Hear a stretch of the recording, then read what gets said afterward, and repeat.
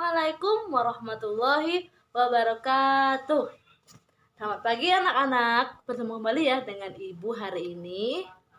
Bagaimana kabarnya? Ibu harap semuanya dalam keadaan kondisi sehat walafiat ya. Dan jangan lupa untuk senantiasa menjaga protokol kesehatan yang berlaku untuk saat ini. Nah, baiklah, sebelum kita memulai pembelajaran kita hari ini, Ibu ingin mengecek semangatnya terlebih dahulu. Apakah semuanya sudah siap untuk mengikuti pembelajaran atau belum? Baiklah, duduk siap. Tepuk semangat. Semangat. Semangat. Alhamdulillah ya, berarti semuanya hari ini semangat untuk mengikuti pembelajaran bersama Ibu. Nah, sebelum itu Ibu ingin lupa. Sebelum memulai pembelajaran kita hari ini, ada baiknya kita berdoa terlebih dahulu secara bersama-sama. Silahkan ketua kelasnya pimpin doa.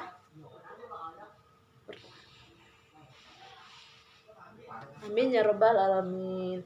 Alhamdulillah, tadi kita sudah bersama-sama membaca doa. Semoga pembelajaran kita hari ini senantiasa diberkahi oleh Allah Subhanahu wa taala dan diberi kelancaran.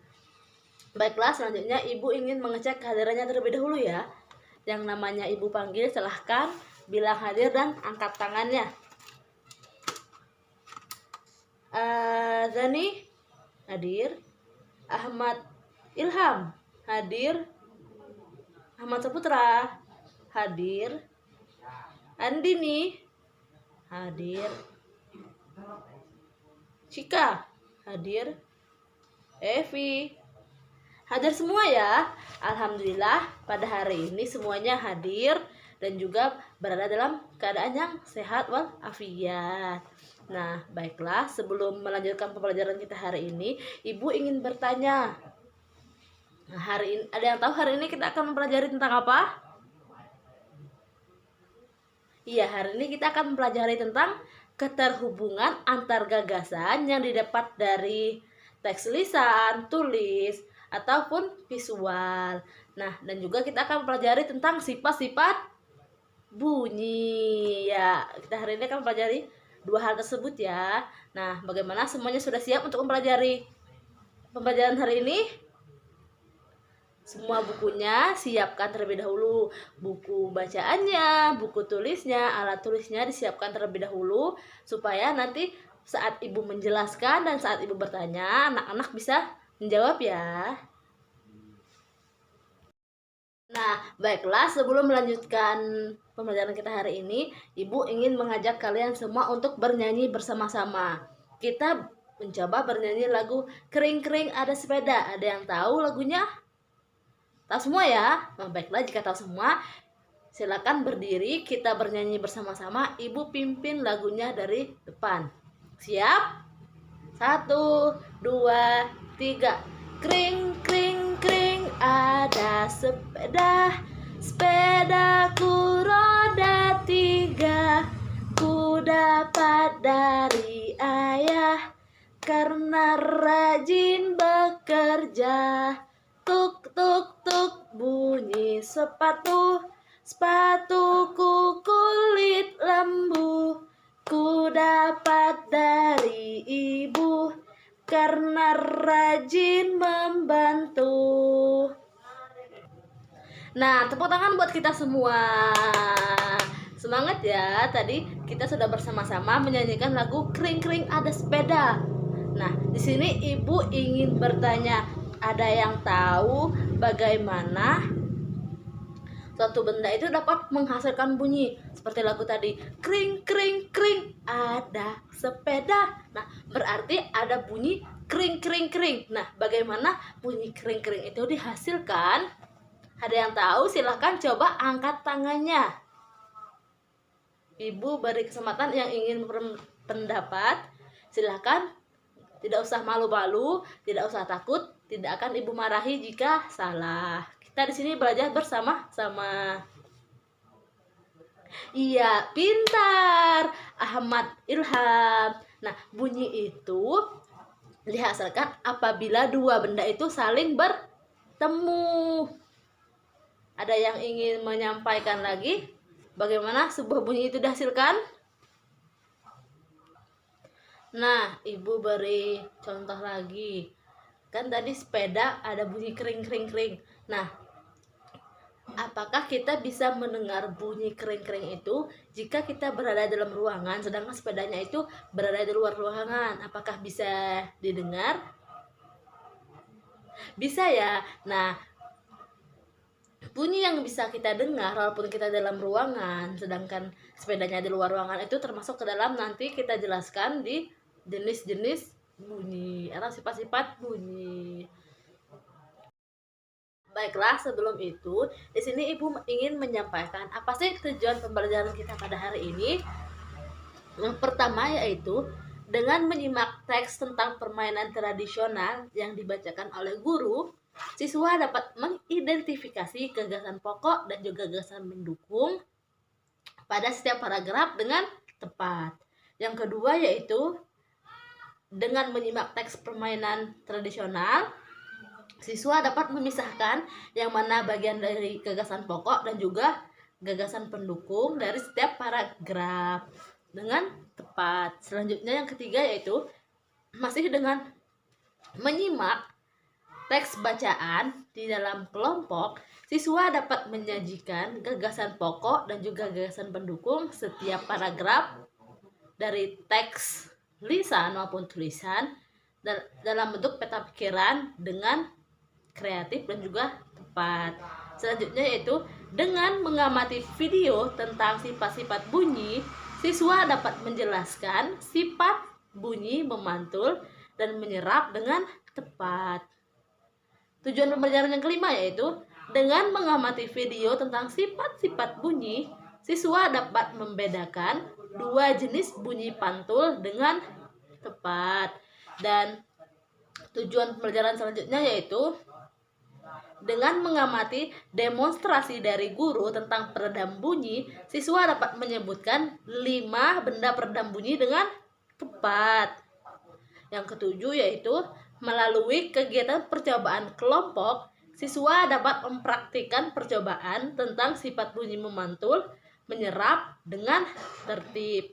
Dan tujuan pembelajaran yang terakhir yaitu, nah tadi melalui praktik percobaan sifat bunyi yang dilakukan per kelompok, siswa dapat menyajikan laporan tentang sifat bunyi memantul dan juga menyerap dengan tepat. Nah, baiklah, sebelum melanjutkan pembelajaran kita hari ini, perhatikan ya, di sini Ibu akan membacakan teks tentang Pahumbo Batu. Kalian dengarkan baik-baik. Nanti akan Ibu tanyakan apa itu gagasan utama dan gagasan pendukung dari teks Pahumbo Batu yang Ibu bacakan. Pahumbo Batu. Tradisi lompat batu berasal dari suku Nias. Suku Nias berasal dari Pulau Nias yang terletak di sebelah barat Pulau Sumatera. Lampu batu atau yang dikenal dengan nama Pahumbo Batu merupakan ciri khas masyarakat Nias. Tradisi melompat di batu hanya dilakukan oleh kaum laki-laki, khususnya pemuda. Mereka harus melompati susunan batu setinggi 2 meter dengan ketebalan 40 cm. Tradisi ini bertujuan untuk menunjukkan kekuatan dan ketangkasan para pemuda yang melakukannya. Seseorang yang berhasil melakukan tradisi ini dianggap hebat bagi dirinya maupun keluarga dan masyarakat di desa tersebut. Nah, dari teks bacaan yang Ibu baca, ada yang ingin mengajukan pertanyaan atau yang ingin menyampaikan pendapat? Tidak ada ya. Nah, jika tidak ada di sini, sebelum Ibu menyampaikan apa saja gagasan pendukung dan gagasan pokok dari teks yang Ibu bacakan, Ibu akan menjelaskan apa sih itu gagasan pendukung dan juga apa sih itu gagasan pokok. Nah, gagasan pokok itu merupakan inti dari permasalahan dan menjadi dasar pengembangan dalam sebuah paragraf. Gagasan pokok itu disebut juga sebagai gagasan utama, pikiran utama atau pokok pikiran. Sedangkan gagasan pendukung itu merupakan gagasan yang mengembangkan gagasan pokok. Biasanya berupa alasan, rincian, ataupun contoh dari yang mendukung dari adanya gagasan pokok.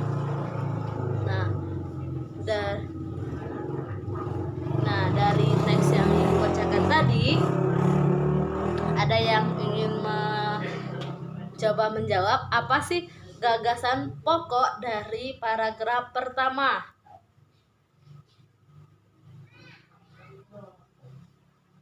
Coba silakan angkat tangannya. Iya, gagasan pokok dari paragraf pertama yaitu tradisi lompat batu atau yang dikenal dengan nama Pahombo Batu merupakan ciri khas masyarakat Nias. Nah, itu merupakan gagasan pokoknya. Gagasan pendukungnya itu kita bisa temukan, gagasan pokoknya bisa kita temukan pada akhir kalimat, sedangkan gagasan pendukungnya bisa kita temukan yaitu pada kalimat pertama yang berbunyi tradisi lompat batu berasal dari suku Nias, dan juga suku Nias berasal dari Pulau Nias yang terletak di sebelah barat Pulau Sumatera. Nah, untuk paragraf kedua, coba ada yang ingin menyampaikan, silahkan. Apa gagasan pokoknya?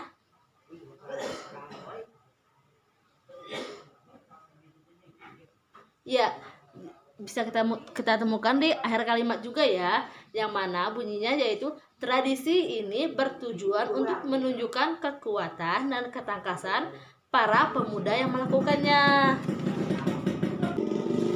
Nah, dan untuk gagasan pendukungnya itu bisa kita lihat pada kalimat pertama yaitu tradisi melompat batu hanya dilakukan oleh kaum laki-laki, khususnya pemuda. Sebagaimana yang tadi gagasan pokoknya berbunyi untuk menunjukkan kekuatan dan ketangkasan para pemuda. Berarti kalimat pertama itu menunjukkan atau mendukung alasan atau rincian dari adanya gagasan pokok. Terus bisa juga kita lihat di kalimat yang kedua yaitu mereka harus melompati susunan batu setinggi 2 meter dengan ketebalan 40 cm. Nah, di situ bisa kita lihat melompati batu setinggi 2 meter berarti itu menunjukkan kekuatan kita untuk melompati batu yang setinggi 2 meter dan juga setebal 40 cm. Nah, dari contoh teks Pahombo Batu tadi sudah kita temukan gagasan pokok dan gagasan pendukungnya. Ada yang bisa menjelaskan bagaimana sih hubungan antara gagasan pokok dan gagasan pendukung dalam sebuah paragraf tersebut? Ada yang ingin coba menyampaikan? Ibu persilahkan.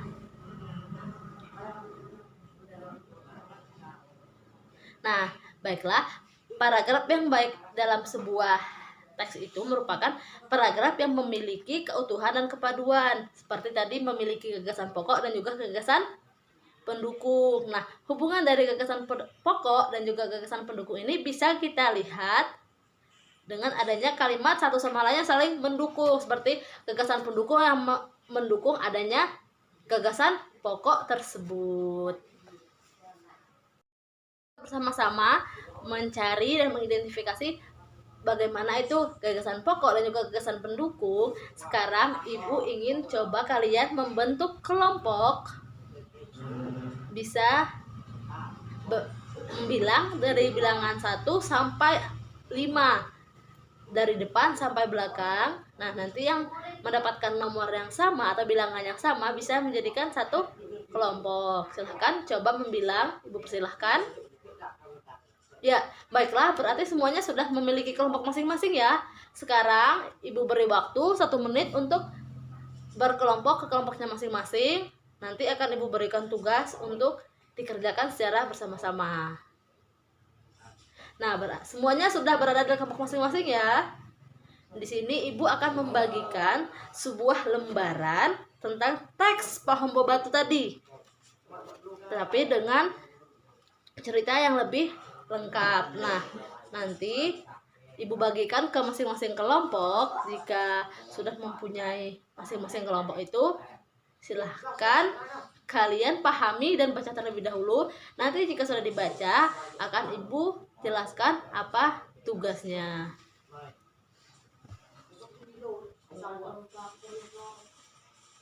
Nah, baiklah, semuanya sudah mempunyai lembarannya ya. Jika sudah, coba setiap kelompok baca terlebih dahulu. Ibu kasih waktu 5 menit. 5 menit cukup ya? Ya, cukup. Nah, baiklah anak-anak, waktunya sudah habis. Sekarang sudah menunjukkan waktu 5 menit.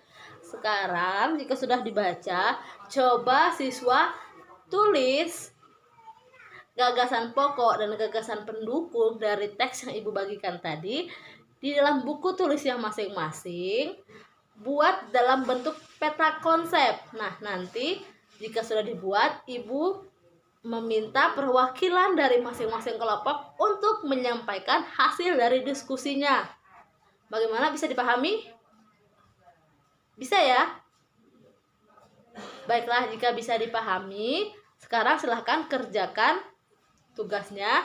Ibu kasih waktu sekitar 15 menit, semuanya selesai. 10 menit saja ya, jangan 15 menit. 15 menit kelamaan. Bisa dipahami? Baiklah, silahkan dikerjakan mulai dari sekarang. Nah, baiklah anak-anak, semuanya sudah selesai ya. Jika sudah selesai, sekarang Ibu minta dari masing-masing kelompok untuk maju ke depan mempresentasikan hasil diskusinya tadi bersama teman kelompoknya. Silakan dari kelompok 1, 2, 3, 4, dan 5. Siapa yang ingin maju duluan? Ya, silahkan kelompok 4 terlebih dahulu. Ya, tepuk tangan buat kelompok 4. Nah, baca, tadi kelompok 4 sudah mempresentasikan hasil dari diskusinya. Sekarang coba kelompok lainnya. Nah, tepuk tangan untuk semua kelompok yang sudah maju untuk mempresentasikan hasil diskusinya. Tepuk tangan untuk kita semua. Nah, baiklah, tadi kelompok semuanya sudah maju dan juga sudah menjawab pertanyaan dari tentang gagasan pokok dan juga gagasan pendukung itu dengan tepat. Jadi, gagasan pokok dan gagasan pendukung itu saling berkaitan dalam sebuah paragraf. Bagaimana, semuanya bisa dipahami? Bisa dipahami ya? Alhamdulillah jika bisa dipahami. Baiklah, sebelum melanjutkan ke pelajaran selanjutnya, ada yang ingin ditanyakan terlebih dahulu? Ibu berikan waktu untuk bertanya. Silahkan. Tidak ada? Baiklah, jika tidak ada, sini selanjutnya Ibu ingin bertanya. Jika kalian tidak ada yang ingin bertanya, masih dalam kelompoknya masing-masing ya. Nah, di sini Ibu mempunyai beberapa barang. Tapi sebelum Ibu menyampaikan barangnya itu, Ibu ingin bertanya, apakah kalian semua pernah berteriak di luar ruangan maupun di dalam ruangan? Nah, jika di luar ruangan itu bagaimana bunyi dari hasil teriakan kita, dan juga jika di dalam ruangan bagaimana bunyi dari teriakan kita tersebut? Ada yang ingin coba menyampaikan? Iya, silakan Sila. Ya, pintar ya Sila. Berarti jika kita di dalam ruangan, suara teriakan kita itu akan menggema atau memantulkan suara kembali. Sedangkan di luar ruangan, suara yang kita keluarkan atau dari hasil teriakan kita itu tidak akan menggema. Nah, baiklah. Jadi hari ini kita akan mempelajari tentang sifat-sifat bunyi. Sebelum menjelaskan, di sini Ibu mempunyai beberapa barang dan juga alat. Pertama ada gelas, di sini juga ada kaleng bekas, dan juga di sini Ibu mempunyai botol beling dari botol minyak wangi. Nah, jika Ibu bunyikan gelas, kaleng bekas dan juga botol itu, coba siswa perhatikan bagaimana bunyi yang dihasilkan dari benda yang Ibu ketuk. Bisa dipahami? Bisa ya? Yang pertama, Ibu akan memukul gelas terlebih dahulu. Nah, jika Ibu memukul gelas, bagaimana bunyi yang akan dihasilkan? Yang sini ya. Dengarkan baik-baik bunyi gelas yang ibu pukul. Nah, sekarang ibu akan memukul botol bekas minyak wangi. Jika ibu pukul, bagaimana bunyi yang dihasilkan dari botol ini? Nah, bisa diperhatikan benar-benar bunyi botol. Selanjutnya, benda yang terakhir yaitu di sini ibu mempunyai kaleng bekas. Jika ibu pukul kaleng bekas, bagaimana sih bunyinya? Di sini ibu akan memukul dari samping terlebih dahulu. Bisa didengar suaranya jika dipukul dari samping. Jika ibu pukul dari bawah, apakah akan berbeda bunyinya dengan yang ibu pukul dari samping? Diperhatikan dengan seksama ya. Nah, bagaimana? Apakah suaranya berbeda? Iya, berbeda ya. Nah, dari ketiga benda yang ibu pukul tadi, benda mana yang bunyinya paling keras dan paling nyaring jika dibunyikan di dalam ruangan? Iya, kaleng bekas ya. Nah, jika kaleng bekas kita bunyikan dalam ruangan, bunyinya itu akan nyaring karena kaleng yang berada dalam ruangan itu akan memantulkan bunyi ke dinding ataupun ke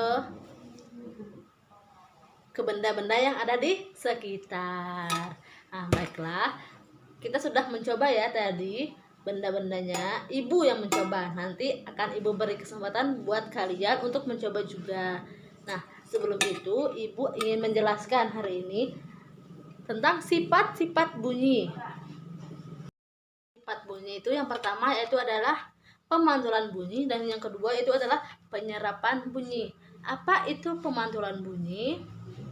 Pemantulan bunyi itu merupakan benda yang bunyi yang dapat dipantulkan oleh benda-benda di sekitar. Contohnya yang benda yang dapat memantulkan bunyi yaitu kaca, kayu, tembok, besi, batu, dan juga keramik. Nah, pemantulan bunyi ini bisa kita temukan pada alat musik seperti alat musik gendang atau juga alat musik lainnya. Sedangkan penyerapan bunyi itu merupakan benda yang memiliki permukaan yang lunak.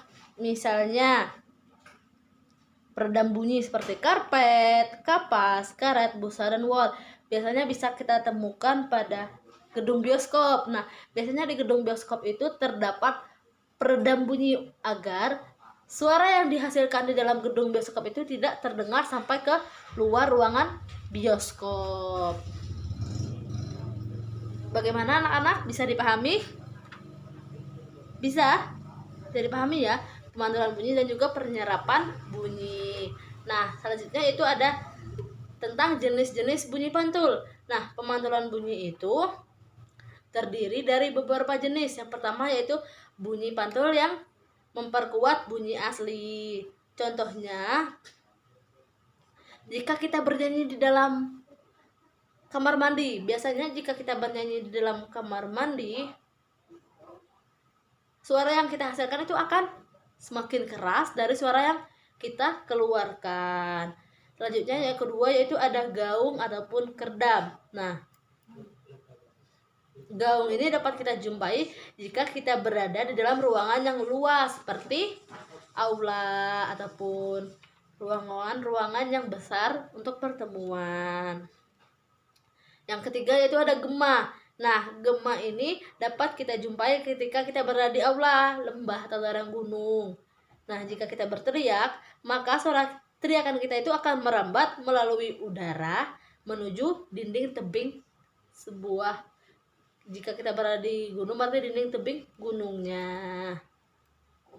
Bagaimana anak-anak? Bisa dipahami? Bisa ya.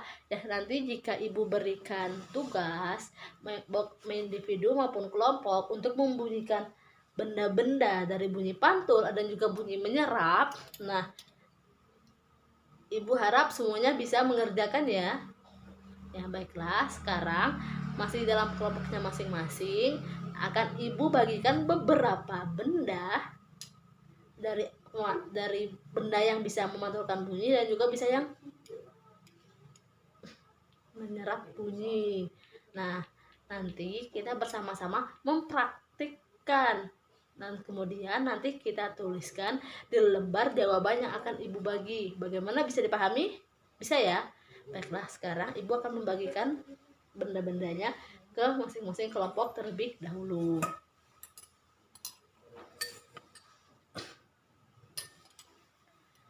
Nah, baiklah anak-anak, jadi setiap kelompok sudah mempunyai benda yang dipegang ya. Nah, jika sudah mempunyai benda yang dipegang, nanti ibu berikan waktu 15 menit untuk setiap kelompok dan setiap siswa itu mencoba. Nah, tadi yang ibu bagikan ada ember, ada gelas, dan juga ada kaleng, botol plastik, dan juga sendok. Nah, silahkan kalian bunyikan alat-alat dan barang yang ibu bagikan tadi menggunakan sendok. Nah, nanti benda yang dibunyikan itu dimasukkan atau dikerjakan ke dalam lembar jawaban yang tadi juga sudah ibu bagikan bersama-sama. Nah, di situ terdapat langkah percobaan dan juga hasilnya.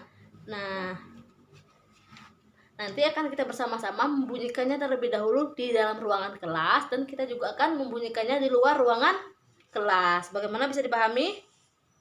Bisa ya? Baiklah. Sekarang silahkan sama-sama kelompoknya mengerjakan terlebih dahulu.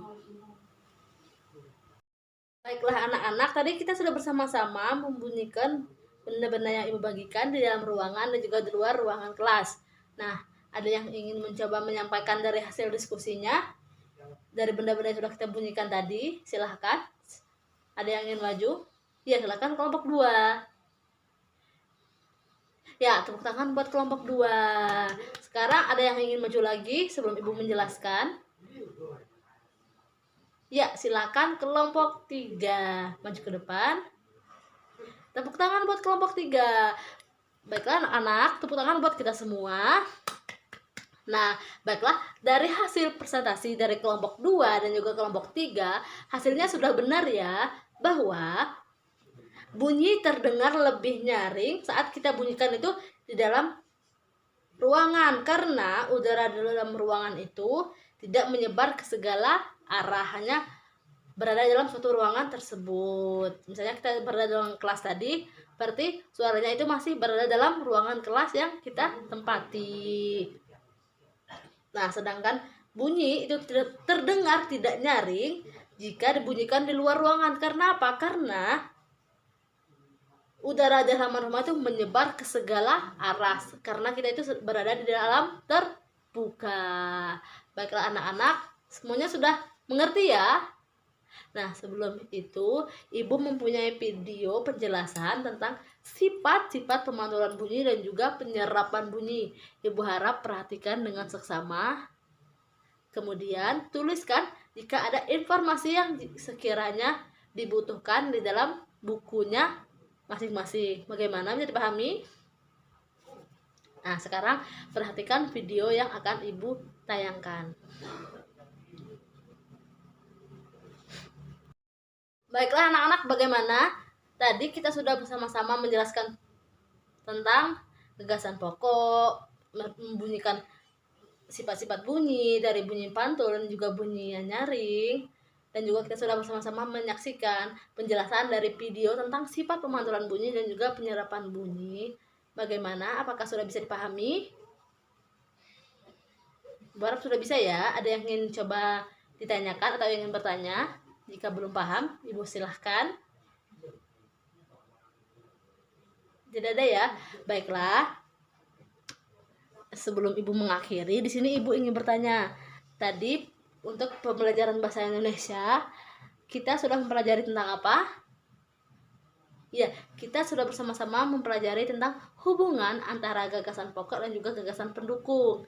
Gagasan pokok itu tadi merupakan gagasan utama dari sebuah paragraf, sedangkan gagasan pendukung itu merupakan kalimat atau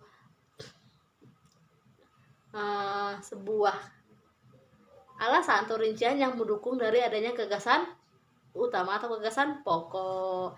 Nah, dan juga kita sudah mencoba membuatnya dalam sebuah peta konsep dari cerita Pahumbo Batu.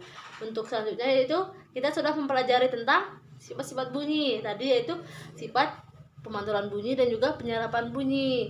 Yang mana jika penyerapan bunyi itu bisa kita hasilkan dari bunyi-bunyi yang seperti kapas, seperti yang benda-benda berbahan lunak. Nah, penyerapan bunyi itu bisa kita temukan di dalam gedung bioskop. Dan sedangkan untuk penyerapan bunyi itu bisa kita temukan untuk pemantulan bunyi itu bisa kita temukan di dalam kehidupan sehari-hari, seperti pada benda yang berkeras, yaitu pertemuan antara gelas dan juga sendok yang dipukul, atau juga kaleng bekas, atau juga bisa dari besi dan lainnya.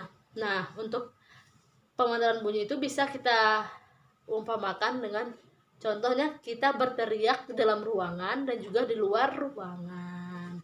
Nah, baiklah, Ibu harap semuanya sudah mengerti apa yang kita pelajari hari ini, dan apa yang kita pelajari hari ini jangan dilupakan dan jangan ditinggalkan begitu saja di sekolah.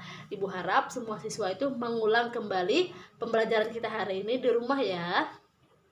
Bagaimana, bisa dipahami? Nah, baiklah, jika bisa dipahami, sekarang coba buka buku LKS-nya halaman 36. Di situ ada soal latihan 2. Ada soal pilihan ganda dan juga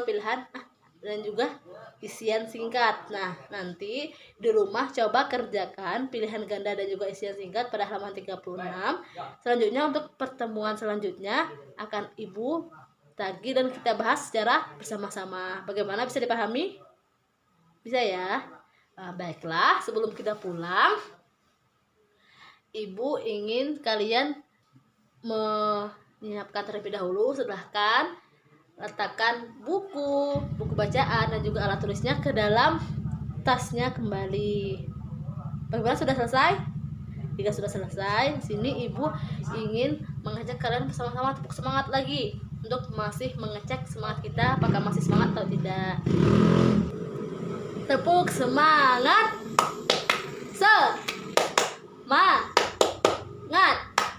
Semangat. Nah, baiklah anak-anak, sekarang coba salah satu dari kalian pimpin doa. Silakan ketua kelasnya pimpin doa terlebih dahulu. Berdoa dimulai. Nah, selesai. Nah, baiklah, sekian pembelajaran kita hari ini. Semoga ilmu yang kita pelajari hari ini bisa bermanfaat untuk kita semuanya ke depannya. Baiklah, Ibu akhiri. Wassalamualaikum warahmatullahi wabarakatuh. Bertemu lagi dengan Ibu di pertemuan selanjutnya ya.